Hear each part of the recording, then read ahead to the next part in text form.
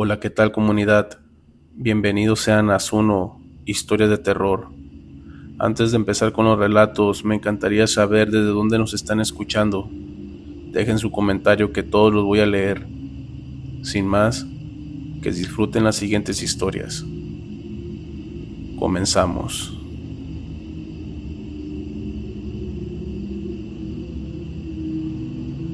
Hola, ¿qué tal Zuno? Y un saludo para todos. Yo soy Silvia y tengo algo que sin duda puede quedar dentro de la categoría de apariciones. Y no vengo a platicarles de la Llorona ni del Charro Negro. Si bien no dudo que existan, creo que estos pudieran ser seres que le tocaron a nuestros abuelos. Sin embargo, creo que hay nuevos espectros o maestros del inframundo que hoy mismo están circulando por todo México, ganándose cierta fama de poco a poco. Y la noche en que yo conocí a este ser, venía caminando después del trabajo, con el cansancio todavía pegado en los hombros. Tenía muchas deudas por pagar y el estrés apenas si me permitía dormir. Las calles ya estaban casi vacías y algunos puestos recogían sus lonas con movimientos pesados, como si también estuvieran hartos de la jornada. El aire olía a fritanga y asfalto húmedo, ese olor que se va después de que llueve poquito y no termina de secar. Yo avanzaba entre todo eso, acostumbrada, como si cada detalle formara parte de la rutina de volver a casa. Pero de repente, mientras caminaba, se me cruzó un señor extraño. No lo veía venir, solo apareció frente a mí, obligándome a detenerme, y lo primero que sentí fue ese golpe de su aliento. Era un olor tan fétido que se me revolvió el estómago, como si me hubieran acercado carne podrida directo a la cara. Me miró fijamente, con esos ojos hundidos que parecían leerme por dentro, y me sonrió mostrándome unos dientes amarillos y descuidados, que daba la impresión de estar a punto de caerse. Y sin que yo dijera nada, el hombre comenzó a hablar. Su voz era áspera, con un tono que también se sentía algo cansado. Me contó que se había encontrado una cartera llena de billetes tirada en la calle, como si el destino se la hubiera regalado. Decía que no quería quedársela toda y que estaba dispuesto a compartir el dinero, pero solo con las personas que aceptaran entrar a un juego suyo. Lo dijo con tanta naturalidad que daba más miedo que risa. Yo dudé al inicio, pues todo sonaba tan absurdo, pero él explicó con calma de qué se trataba. La dinámica era simple. Debía elegir un número del 1 al 10, y si coincidía con lo que él tenía en mente, me entregaría ahí mismo 1,000 pesos en billetes, sin vueltas. Me lo describió como si fuera un premio seguro, una oportunidad que no debía dejar pasar. En mi cabeza la catalogué de loco. Sin embargo, esa promesa de dinero fácil me atravesó como un anzuelo. No lo pensé mucho. La curiosidad me ganó y dije un número. Escogí el número 3. Él sonrió satisfecho, como si hubiera estado esperando justo mi respuesta, y estiró la mano en dirección a mí, como si estuviera por cumplir lo prometido. Pero para mi pésima suerte, lo que me entregó no fue dinero. Lo que puso sobre mi palma fue un diente podrido, húmedo, con un olor repulsivo que me dio náuseas al instante. Incluso aún recuerdo que la superficie estaba pegajosa, como si aún conservara saliva vieja, y desde luego lo rechacé con un gesto horrorizada. Pero él insistió con tal fuerza que terminé sosteniéndolo entre los dedos, temblando de miedo. Se inclinó hacia mí y en un susurro me dijo que ese número que había elegido era el ganador y que ahora tenía que cuidar ese diente, y si no lo hacía, moriría. Aseguró que no existía escapatoria, que ya estaba marcada. En ese momento sentí la piel erizarse y un miedo seco me paralizó. Cuando parpadeé, el hombre ya no estaba, había desaparecido. Los 3 días siguientes se convirtieron en una pesadilla. Todo empezó a salirme terrible. Tropezones que me dejaban moretones, dinero perdido sin explicación, discusiones tontas que crecían en casa y aparatos que se descomponían aunque estuvieran nuevos. Cada pequeño desastre me llevaba de vuelta al número que había dicho aquella noche. Era como si el recuerdo mismo trajera consigo a la mala suerte. Con el tiempo, supe que no estaba sola en esa basura. Algunos vecinos y amigos me contaron experiencias idénticas, y es que todos se toparon con el mismo hombre del mal aliento. Todos jugaron la dinámica del número y todos recibieron un diente. Y fue entonces donde todos empezamos a notar patrones y relacionar los accidentes, pérdidas y desgracias con el número que cada uno había elegido. Los rumores se expandieron rápidamente en las redes locales. La gente empezó a decir que este hombre recorría México a pie, castigando zona por zona, que se le aparecía a los necesitados, endeudados y a los que tenían más hambre de dinero fácil. Nadie sabía de dónde venía ni hacia dónde iba, solo que siempre volvía a aparecer en otro lugar, arrastrando desgracia a su paso. Una vecina me confesó que ella había dicho el número 5 y que lo suyo fue peor que lo mío. Y es que ella sufrió accidentes graves, choques de autos, caídas en la calle y hasta robos en su propia casa. Lo contaba con lágrimas en los ojos porque no entendía cómo un objeto tan insignificante, un simple diente, podía tener ese poder sobre su vida.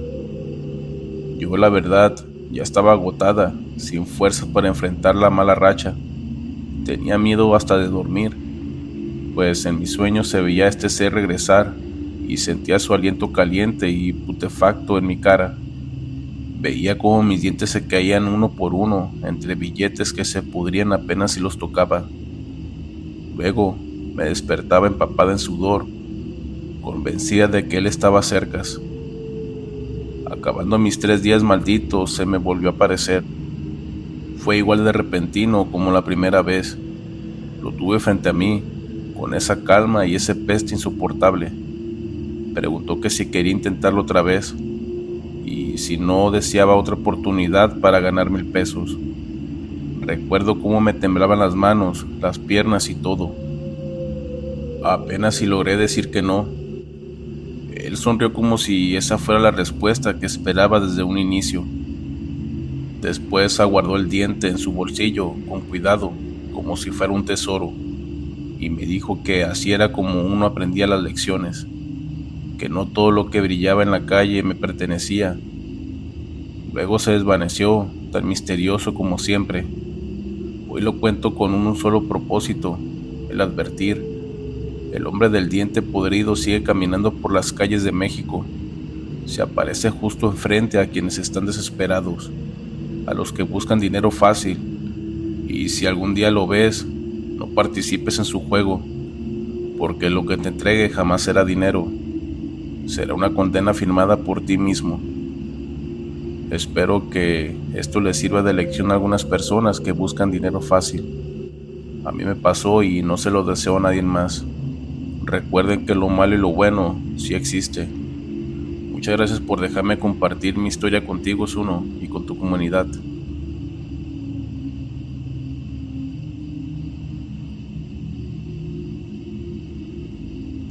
Hola, ¿qué tal, Zuno? Muy buenas noches.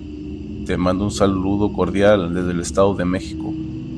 Yo soy Ignacio, y antes de contar esto, debo de admitir que siempre he sido muy fan del terror. Me gustan las películas de miedo, la música de Halloween y las celebraciones del Día de Muertos.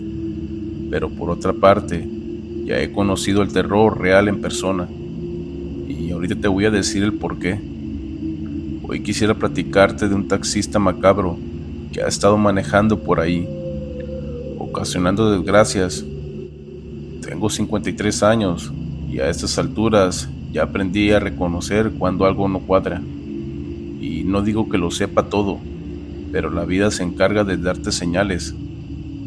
Puede ser una mirada rara, un silencio que pesa más de la cuenta o un detalle que no encaja aunque todo lo demás parezca normal. No siempre les hice caso, pero con el tiempo entendí que esas corazonadas no vienen gratis. Y es que cada arruga y cada cicatriz que cargo me lo recuerdan. Si algo no te huele bien, es porque tarde o temprano vas a descubrir por qué.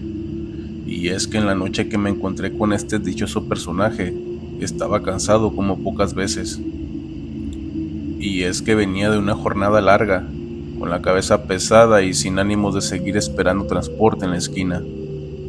Y fue cuando vi un taxi atravesarse frente a mí, casi como si hubiera salido de la nada. Le hice la parada y me subí sin pensarlo. Ya solo quería llegar a casa, cerrar los ojos y olvidarme del día. El conductor me llamó la atención desde el primer segundo, y es que era un hombre flaco, casi demacrado, con los pómulos marcados y la piel opaca, como si llevara años sin ver el sol. Tenía una cicatriz vieja que le cruzaba la boca, y cada movimiento suyo se veía rígido, torpe, como si manejar le costara más de lo normal. Había algo en su presencia que me incomodaba, pero lo ignoré. Como cualquiera que buscaba romper el silencio incómodo, intenté interactuar con cortesía, así que en ese momento le solté una pregunta: ¿qué tal va su noche? El hombre no respondió, solo levantó la mano en un gesto raro, como queriendo decirme que no podía hablar. Me pareció extraño, así que insistí. Entonces abrió la boca y entendí por qué él no podía hablar. Pues este no tenía lengua. La visión fue brutal y casi grotesca. Un escalofrío me recorrió de arriba hacia abajo, y el aire del taxi se volvió denso y difícil de respirar, como si hubiera bajado de golpe la temperatura. Y en ese instante escuché el clic metálico del seguro del auto. Traté de abrir la puerta y no se dio. La incomodidad se convirtió en una alarma para mí. Me quedé quieto, con el corazón acelerado, mientras veía cómo el coche tomaba calles distintas, más oscuras, solitarias, y que no tenían nada que ver con mi destino. En ese momento empecé a reclamarle, pero cuando miré hacia adelante lo encontré observándome por el retrovisor. Sus ojos no mostraban vida, traía una mirada llena de rabia y de tristeza contenida. Esa mirada bastó para paralizarme, pero de pronto el taxi empezó a acelerar. El motor rugía más fuerte y las luces de la calle pasaban cada vez más rápida. Vi que se dirigía directo hacia una curva peligrosa, de esas que no perdonan. Balbuceé súplicas y traté de razonar con él, aunque sabía que no podría responder. El taxista no me escuchaba, o quizás sí, pero no le importaba. Él solo pisaba el acelerador con más fuerza, y en ese momento me asaltó un recuerdo. Alguna vez escuché un rumor en la colonia, y decía que un taxista había sido castigado por el crimen organizado por soplón. Decían que le habían cortado la lengua como escarmiento, y después lo habían obligado a lanzarse con todo y carro a un barranco. La historia se me quedó grabada, pero nunca pensé que terminaría viviéndola cerca. Y fue ahí que comprendí que lo que iba al volante no era un hombre de carne y hueso, sino un espectro condenado a seguir manejando desde la muerte, arrastrando a otros consigo. Me invadió la desesperación. Yo jalaba el seguro, pateaba la puerta y buscaba cualquier forma de salir de ahí, pero nada servía, hasta que entendí que solo quedaba una opción: romper el vidrio.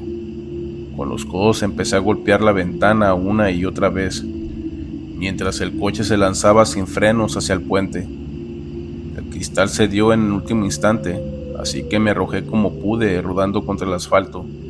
Sentí el golpe seco, la piel abrirse en brazos y piernas y la sangre tibia mezclándose con el polvo, pero al menos salvé mi vida. El taxi no se detuvo, desapareció en la oscuridad, rugiendo como si se lo tragara la noche. Días después, escuché una noticia fatal en la radio, y es que una familia entera había caído en un taxi desde un puente. Las autoridades habían recuperado los restos del coche y los cuerpos de los pasajeros, pero nunca encontraron al conductor. La gente empezó a murmurar que ese taxista seguía trabajando en las calles, buscando nuevas víctimas. Pero yo, en cambio, me quedé con el recuerdo imborrable de sus ojos y de esa boca vacía. Era como si, en el fondo, lo que buscaba no fuera solo compañía, sino arrastrar a otros a su mismo destino. Y desde esa noche, nunca más me subí a un taxi sin antes mirar bien al conductor a los ojos. Se los digo en serio, la próxima vez que tomen uno, saluden al chofer, y si no les contesta, bájense antes de que arranque, porque si se quedan, el siguiente destino será la muerte. Hay muchas personas que no me creen al contar esta historia, pero fue real. Y espero que nunca pasen esa terrible experiencia. Muchas gracias por dejarme compartir mi relato aquí en tu comunidad, Zuno.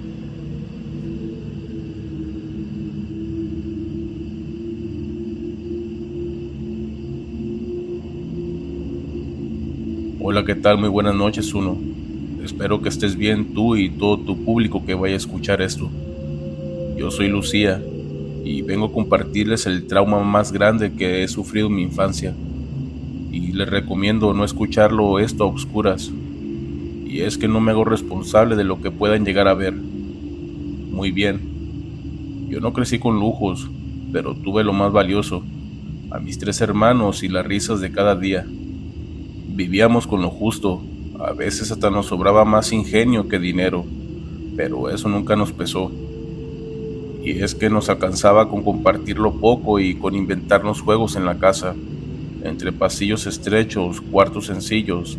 Yo era la más pequeña, la que siempre terminaba siguiéndolos a todos lados. Y aunque no teníamos nada extraordinario, sentía que cada tarde estaba llena de algo que no se podía comprar. Simplemente la sensación de pertenecer.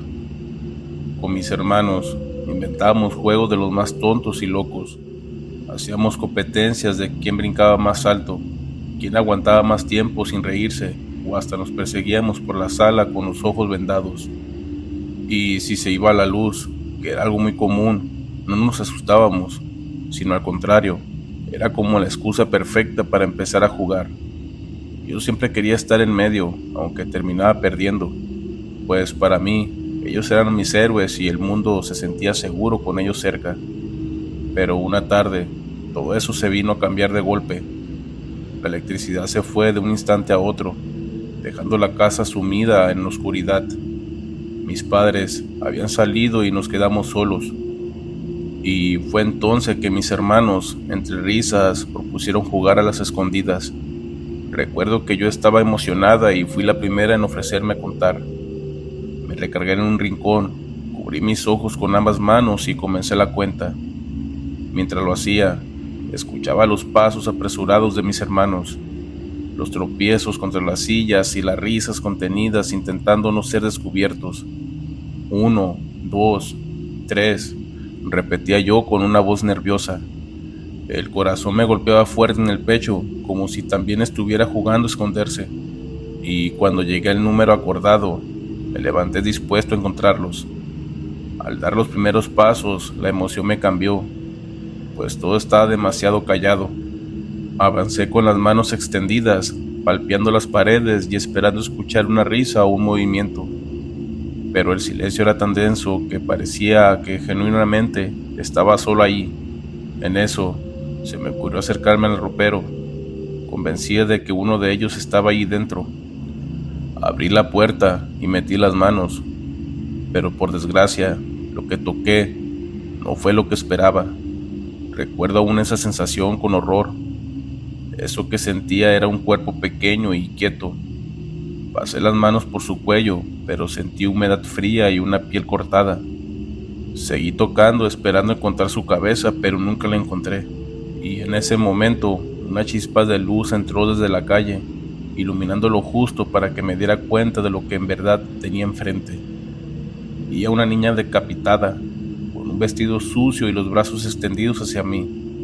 Grité aterrada una y otra vez. Salí corriendo y tropezando con todo. Salí de la casa y fue entonces que mis hermanos me siguieron, sin saber qué era lo que pasaba.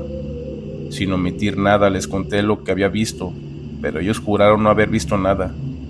Me dijeron que tal vez era mi imaginación. Yo les insistí con lágrimas y temblores que no era un sueño. Había sentido su piel y la humedad de su cuello en mis manos. Días después, y aún traumada, les seguí hablando de esto a mis hermanos.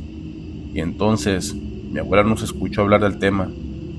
Su rostro mostró angustia, se notaba que tenía algo por contar. Y fue ella quien nos contó la leyenda. Decía que hacía décadas una niña de 10 años fue secuestrada por su tío. Ella no vio el peligro, puesto que éste le manejó que solo irían a una cabaña a pasar el tiempo. Lo que ella ignoraba era que éste estaba muy involucrado con pactos a demonios. Él había hecho un pacto con más de uno para conservar su riqueza. El demonio con el que estaba trabajando ahora, creo que su nombre era Bael. Bael había exigido la cabeza de un familiar como ofrenda, y el hombre eligió a su sobrina. Este la engañó disfrazando todo como un juego, y entre engaños le dijo que jugarían a las escondidas, en la forma más dulce posible. Cuando la pequeña se escondió, al aprovechar apagó la luz y, en la oscuridad, levantó un hacha. De esa manera cumplió el trato sin dudar. Días después, encontraron el cuerpo decapitado, y del tío jamás hubo un rastro. Según mi abuela, el alma de esa niña se quedó atrapada en el juego, y cada vez que alguien se atrevía a jugar a las escondidas en la oscuridad, ella se manifestaba, primero como sombra y luego como un cuerpo sin cabeza. Ella cree que sigue jugando, se emociona cuando alguien la busca, pero cuando la encuentra, revela lo que en verdad es, un cuerpo mutilado que quiere ser tocado. Yo jamás pude olvidar esa sensación, ni el frío de su piel ni el olor metálico pegado en mis manos. Durante años tuve pesadillas. En una de ellas, yo misma era la niña. Me veía sin cabeza, corriendo descalza por todos los rincones, con las manos extendidas y un vacío brutal en el cuello. Y escuchaba a mis hermanos contando en voz alta, pero nunca venían a buscarme. La angustia crecía hasta que, por fin, alguien abrió la puerta del ropero, y en ese instante yo me lanzaba con los brazos abiertos, rogando ser encontrada, aunque sabía que al tocarme descubrirían lo que en realidad era. En ese momento me despertaba sudando, con la garganta cerrada y con la certeza de que algún día volvería a verla. Y el trauma hacia esto no mejoraba con el tiempo. Solo se hizo más grande y me llenó de mil tormentos. Justo recuerdo una vivencia nefasta que aún me hace llorar si la recuerdo. Tenía 13 años cuando volví a toparme con ese juego, y uno de mis amigos de la secundaria me invitó a pasar la tarde en el patio de una de sus casas. Y como era costumbre, entre ellos propusieron jugar a las escondidas. Yo me quedé helada. Nadie en la escuela sabía lo que había pasado de niña, y jamás me atreví a contarlo fuera de la familia. Pero en el fondo, una parte de mí quería demostrar que yo ya no tenía miedo, que eso había quedado atrás, y finalmente acepté jugar. Fingí entusiasmo mientras me tocaba contar. Me recargué en la pared, cerré los ojos y empecé la cuenta en voz alta, pero con cada número que decía, mi mente retrocedía a aquella noche oscura, al ropero y al frío en mis manos. Los recuerdos me golpearon como si hubiera estado esperando ese momento para salir. Cuando llegué al último número, abrí los ojos con un nudo en la garganta y avancé despacio. Todo estaba en silencio como antes. Sentía mi respiración acelerada y las palmas sudorosas. Me acerqué a un rincón donde juraba que alguien estaba escondido. De pronto, uno de mis amigos saltó hacia mí gritando "¡Bu!". Lo hizo como un juego, como cualquier niño tratando de asustar a otro, sin malicia. Pero yo no pude sostenerme. Un grito me salió del pecho y, sin poder controlar el pánico, me oriné encima. Sentí ese calor escurriendo por las piernas, mientras todos los demás quedaban en silencio, primero sorprendidos, después riéndose entre murmullos. La vergüenza fue insoportable. Yo me tapé el rostro, recogí mis cosas y corrí de allí, llorando, llegando a mi casa empapada y con el alma rota. Esa tarde entendí que nunca podría escapar de aquel recuerdo.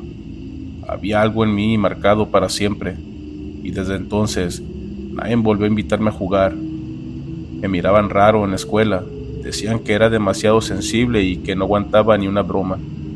Yo me encerraba en el baño a llorar en silencio, deseando que entendieran que no era fragilidad, sino una herida que nadie podía ver.